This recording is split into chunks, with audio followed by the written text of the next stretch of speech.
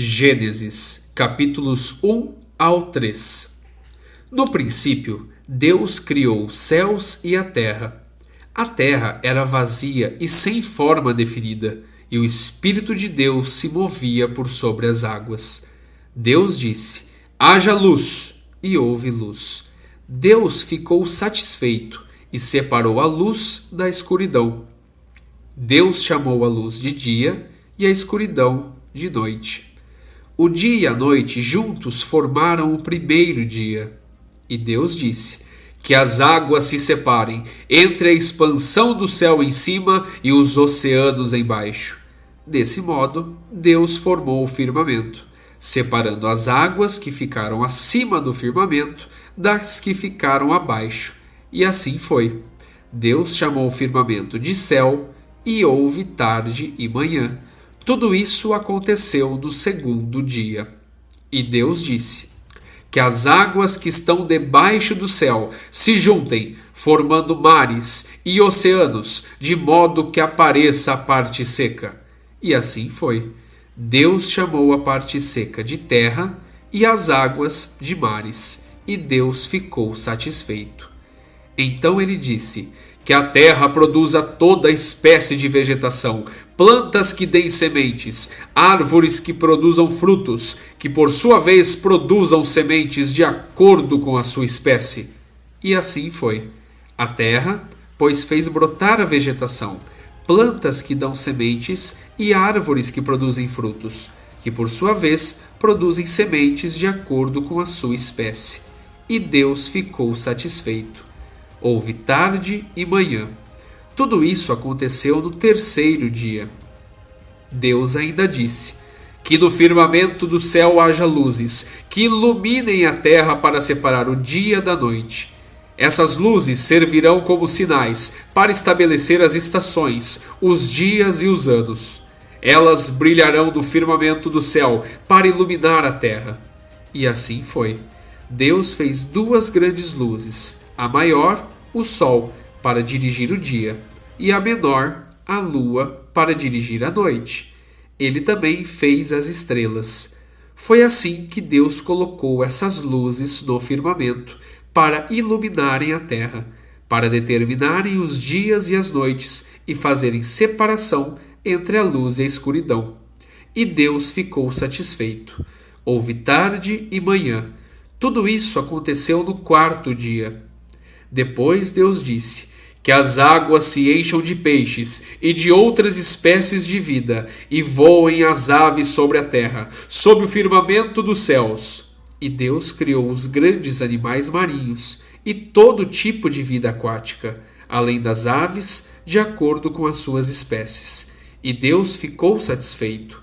Então Deus abençoou suas criaturas, dizendo: multipliquem-se e encham as águas dos mares. E as aves falou: sejam cada vez mais numerosas, encham a terra. Houve tarde e manhã. Tudo isso aconteceu no quinto dia. E Deus disse: que a terra produza seres viventes, de acordo com as suas espécies, animais domésticos e animais selvagens, segundo as suas espécies. E assim foi. Deus fez os animais selvagens, os animais domésticos e os demais seres vivos da terra, de acordo com as suas espécies. E Deus ficou satisfeito. Depois Deus disse: façamos o ser humano à nossa imagem e semelhança, que ele domine sobre os animais marinhos, sobre as aves do céu, sobre os animais domésticos da terra e sobre os répteis que se movem pelo chão. Assim Deus criou o ser humano semelhante à sua imagem. A imagem de Deus o criou. Homem e mulher o criou. Deus os abençoou e disse-lhes: multipliquem-se, encham a terra e dominem-na. Tenham poder sobre os peixes, sobre as aves dos céus e sobre os animais que rastejam pela terra. E disse mais: eu dou a vocês todas as plantas que nascem na superfície de toda a terra e dão sementes, e todas as árvores frutíferas que dão sementes. A todos os animais em que há fôlego de vida, ou seja, a todos os animais selvagens, a todas as aves do céu e aos animais que rastejam pelo chão, dou todos os vegetais como alimento. E assim foi. E Deus viu tudo o que havia feito, e eis que havia ficado muito bom. Houve tarde e manhã, tudo isso aconteceu no sexto dia. Dessa forma, foi concluída a criação dos céus e da terra, com tudo que neles existe. E no sétimo dia, tendo Deus terminado a sua obra, ele descansou. Deus abençoou o sétimo dia e o declarou santo, pois nele descansou de toda a obra da sua criação. Esta é a história da origem dos céus e da terra, criados por Deus. Ainda não havia vegetação, nem semente que houvesse brotado da terra, porque o Senhor Deus ainda não havia feito chover sobre a terra, e também não havia seres humanos para cultivar a terra. Mas um vapor de água subia da terra e irrigava toda a superfície do solo. Então o Senhor Deus formou o corpo humano do pó da terra e soprou em suas narinas o fôlego da vida, e ele tornou-se um ser vivo. Plantou também o Senhor Deus um jardim no Éden, para os lados do Oriente, e nesse jardim colocou o homem que havia criado. Então o Senhor Deus fez brotar toda espécie de lindas árvores que produziam frutas boas como alimento. No centro do jardim estava a árvore da vida e a árvore do conhecimento do bem e do mal.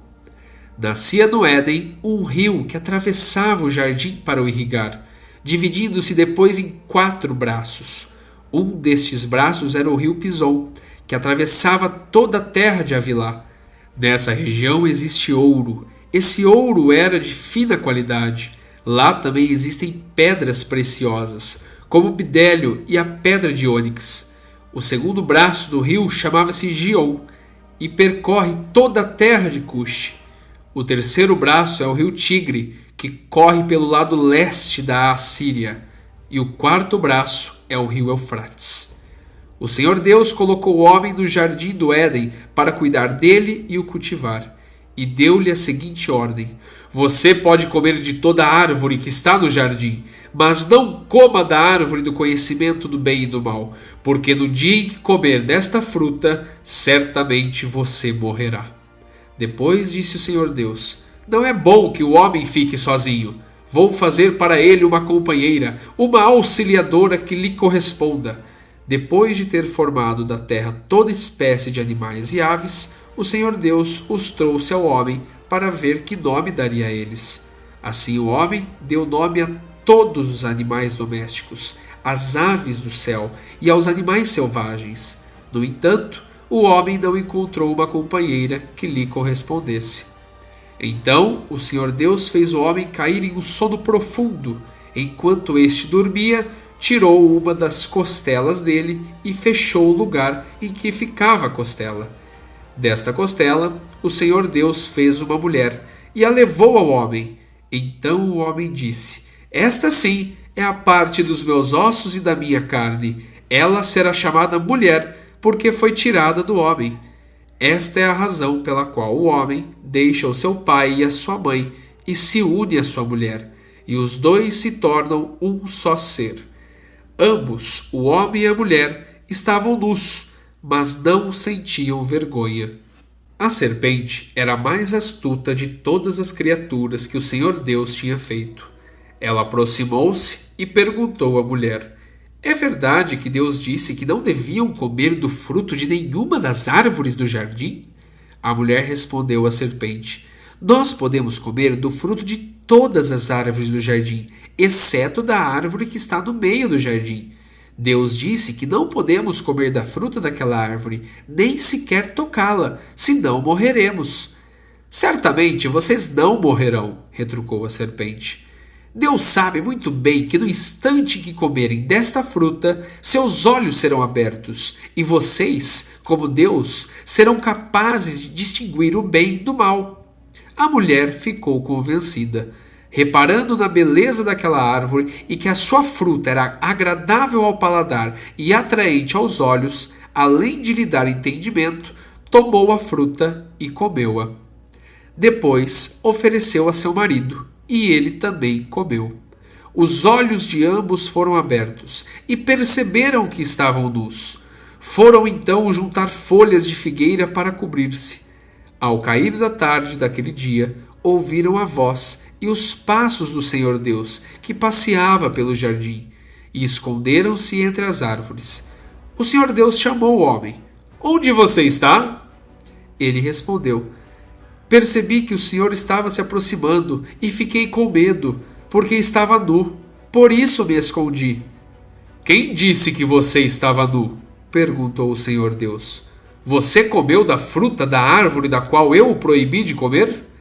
O homem respondeu: Foi a mulher que me deste por companheira que me ofereceu a fruta da árvore, e eu comi. Então o Senhor Deus perguntou à mulher: Por que você fez isso?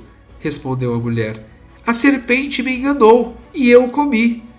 Então o Senhor Deus dirigiu-se à serpente: Este é o seu castigo.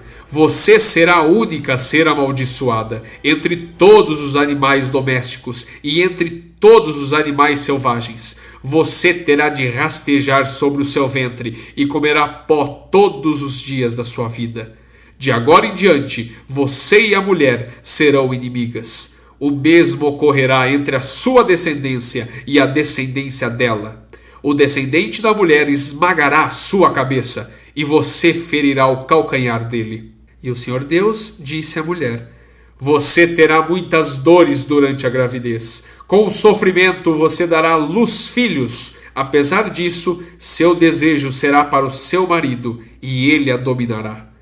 Ao homem ele disse: Visto que você deu ouvidos à sua mulher e comeu aquela fruta que eu disse para não comer, o solo da terra será maldito por sua causa. Você precisará lutar todos os dias da sua vida para tirar da terra o seu sustento.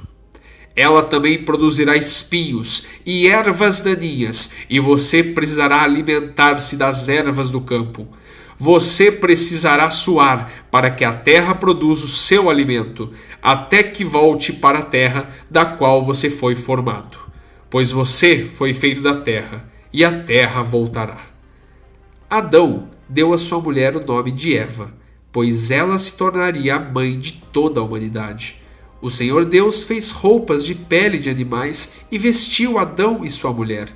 Então disse o Senhor Deus: Agora que o homem se tornou como um de nós, conhecendo o bem e o mal, é necessário que ele não coma da fruta da árvore da vida, para que não viva eternamente. Por isso, o Senhor Deus o expulsou do jardim do Éden e o mandou cultivar a terra da qual tinha sido formado. Depois de ter expulsado o homem, colocou querubins a leste do jardim do Éden, os quais, com uma espada flamejante que se movia, guardavam o caminho de acesso à árvore da vida.